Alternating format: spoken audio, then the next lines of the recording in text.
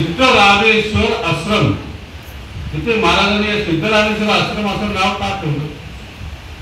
काल सिद्धेश्वर आश्रम असं सुद्धा ठेवायला महाराजांनी कोणी बोललं नसतं. पण महाराजांनी सिद्धरामेश्वर आपल्या गुरुवरती किती प्रेम आहे, किती भक्ती आहे हे दाखवण्याकरता सिद्धरामेश्वर आश्रम असं नामकरण केलं. महाराजांच्या जीवनाकडे जर आपण सूक्ष्म दृष्टीने जर पाहिलं तर महाराज स्वतःसाठी कधी जगलेच नाही.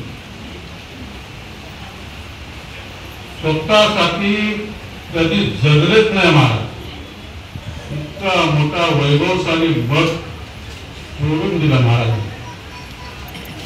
कारण का माझ्याकडे येणाऱ्या भक्ताचं आत्मकल्याण व्हावं, मग तो कसाही असो, भक्त अशिक्षित असो, सुशिक्षित असो, ते जाती धर्माचा असो, कधीही भेदभाव महाराजांनी केला नाही.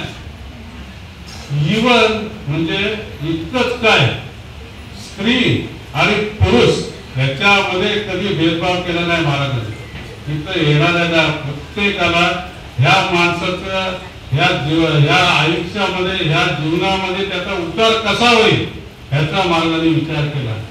आणि आपण सुद्धा तो विचार करून आपण इथे सतत निदान गुरुपौर्णिमेला भरपूर माणसं आले, महाराजांचे शिष्य आहेत, भरपूर आज सकाळपासून येतात माणसं. पण प्रत्येक पौर्णिमेला या मठामध्ये तुम्ही यायला पाहिजे. आपल्याला जे काय आपल्या स्वामी महाराजांनी जे काय सांगितलेलं आहे ते निदान तुम्ही इथे येऊन तुम्ही दर्शन घ्या. तुम्हाला नक्कीच त्याचं प्रायश्चित होणार, तुम्हाला नक्कीच आनंद मिळणार. हे माझा अनुभव आहे बरं का. गुरुची कृपा कशी होते शेवटी जाता जाता सांगतो. गुरुची कृपा कशी होते घडलेली हकीकत सांगतो. माझ्या जीवनामध्ये घडलेली हकीकत सांगतो. मी एका खेरवाडीमध्ये जात होतो. गुरुची कृपा कशी होते मी सांगतो. मला वाटतं नाईक दुबईतानी पुस्तक लिहिले, अंधश्रद्धा नव्हे का, त्याच्यामध्ये जे काय गुरुनी आपल्यासाठी जे काय केलेलं आहे त्याचं इतकी माहिती त्याच्यामध्ये ते पुस्तक वाचा सगळे. मला वाटतं त्यांनी पुस्तक फुकट पण दिलेलं आहे, पण चांगलं पुस्तक आहे, वाचण्यासारखं आहे. आपल्या गुरुबंधूंचं काय काय अनुभव आहे ते त्या पुस्तकामध्ये लिहिलेलं आहे सगळं. फारच उपयोगी पुस्तक आहे. माझा एक अनुभव आयुष्याचा सांगतो. माझं इमेलचं ऑफिस खेरवाडीमध्ये होतं आणि तिथे हिंदू मुसलमानाचा दंगा चालू होता, मिलिटरी लावली होती तिथे. माझ्याबरोबर 4-5 माणसं होते आणि मी चाललो होतो त्याच्यामध्ये. माझ्या पाठीमध्ये मी पुढे होतो. मी त्यांना सांगत होतो बाबा आपण या रस्त्याने नको जाऊ, फारच म्हणजे तिथे मिलिटरी वगैरे आहे सगळं, तर नाही जायचं आपण तिथे. नाही ऐकलं काय होतं काय नाही, जाऊ आपण.